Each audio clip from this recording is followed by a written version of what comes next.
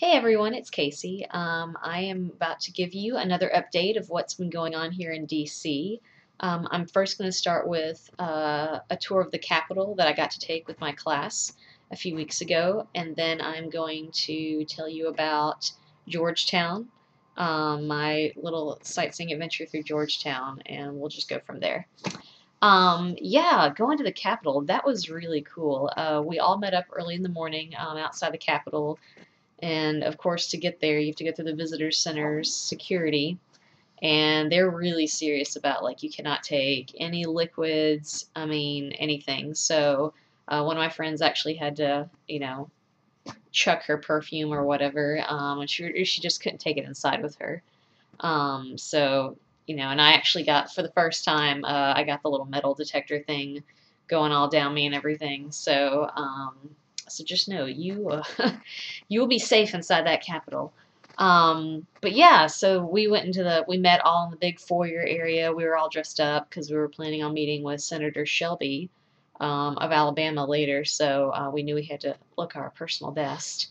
But first, we were going to do the routine tour of the Capitol, and then after that, go see Senator Shelby.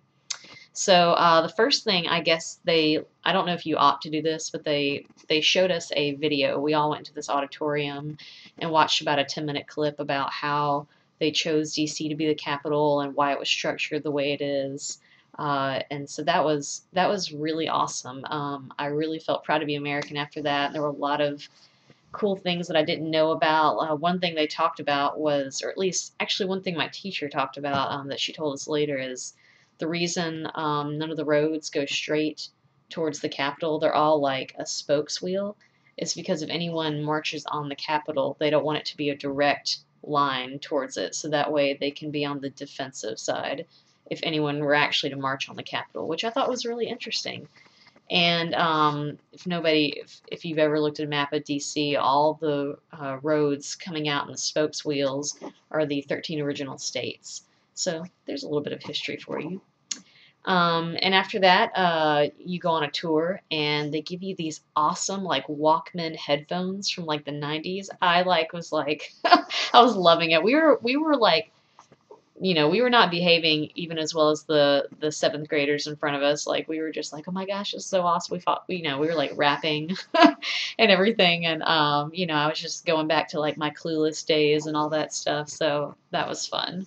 But first they take you to the crypt, which is this part that's underneath the rotunda, and they have a bunch of statues in there. And actually, that was where they were going to bury George Washington, and I guess they're going to bury Martha Washington there too. But in his will, he said that he wanted to be buried on Mount Vernon. So that's where he is until this day. But it's still called the crypt.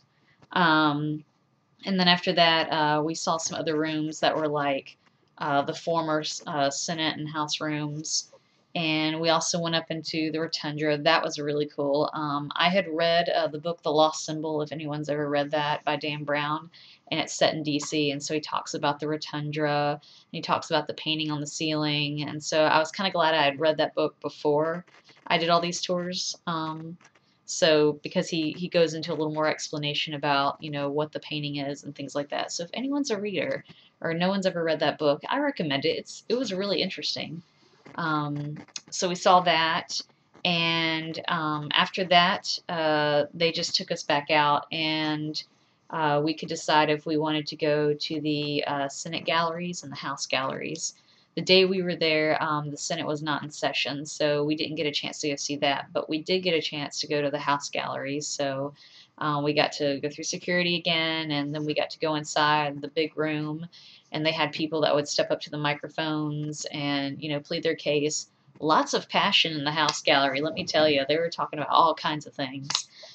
So we just got to sit there for a little while and listen to, and just kind of watch the process. That in and of itself was really interesting to see how all of that takes place. And I honestly was thinking after that, I was like, it's amazing that anything actually gets decided or done in America, just the way it was like, it just seemed so chaotic, yet there was an order. You could tell that while people were getting to make and plead their cases, there was a structure to it all. So it was just really, really interesting. So anyways, that was the Capitol. We ate at the Capitol. We had class at the Capitol. So they have a cafeteria there if you want to eat there. And we also, a lot of us took pictures by the Helen Keller statue. Apparently what a lot of states do is they send their statues to the Capitol, or vice versa. The Capitol send them back to the states that they were from, and they pay money to do this, and they switch them out like every couple of months or so.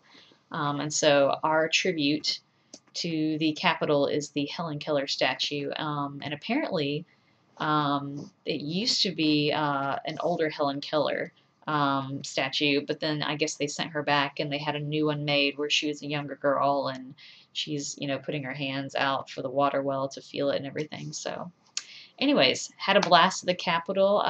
Definitely something everyone should do if you ever come here. It's just a thing not to be missed.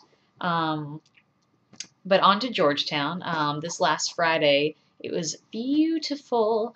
The first, I guess, day in DC that would actually got up to the 70s. I mean, we were all so pumped. It was so hard to work that day because it was so beautiful outside. But after work, I headed over to Georgetown and walked across the Dumbarton Bridge. I practiced how to say that because I was like, is that really what it's called? But that bridge is kind of cool because it goes across the Rock Creek, I guess, river, and it's got these awesome buffaloes.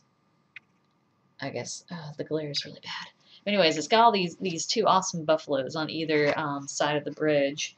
And what I wanted to do was to complete another one of my 24 Great Walks in DC, and this is the Great Estates of Georgetown. But as I was walking around, it was still kind of midday and or it wasn't midday, it was afternoon, but something, I don't know, I just have to tell you, I get these intuitions sometimes, and something felt very sketchy about it to me, because it's kind of back there, it's towards like the woods and everything, but there's supposed to be these beautiful homes and gardens, but part of me was just not feeling like I should do that on my own, so I just decided to keep walking. And I walked towards Wisconsin Avenue, which is like that and M Street are like the main drags in Georgetown. They've got tons of shopping. They've got, oh my goodness, the most popular places in Georgetown are, of course, Georgetown Cupcakes, which had a line out the door. Excuse me. Even though it was a Friday and it was still like when most people were working, it was like out the block. I couldn't believe it. The other place they talk about is Dean and DeLuca's, which is this kind of fine grocery shopping place. They have like a whole like wine area, and they've got like all these hors d'oeuvres and this bakery, and that was neat to walk around and just kind of see all the different things that they offered. And they also have normal things like Urban Outfitters, Zara. I kept seeing H&M bags, but I swear to you, I did not see that store anywhere. But I also decided that I would go walk over to Georgetown University because I heard that that was beautiful. So I made my way over there, and I mean, you would have thought, I mean, I was taken back to like, like spring break or something, like on campus. Like, there were people like everywhere. Like, they were all out on the lawn. They were playing volleyball. They were cooking out. I mean, I'm sure if I'd walked up to one of the tables where they were cooking out and, I could have gotten something to eat, they probably would have made me sign, my email.edu something for some organization to sign up for. But it kind of made me nostalgic for the undergrad days, and that was a beautiful place. The architecture there was just amazing. It was kind of like a gray stone, and they have like a kind of, it looked very Gothic. I'm not really sure. I can't really place the time period, I guess, of what the architecture is supposed to be from, but that's what it appeared to me.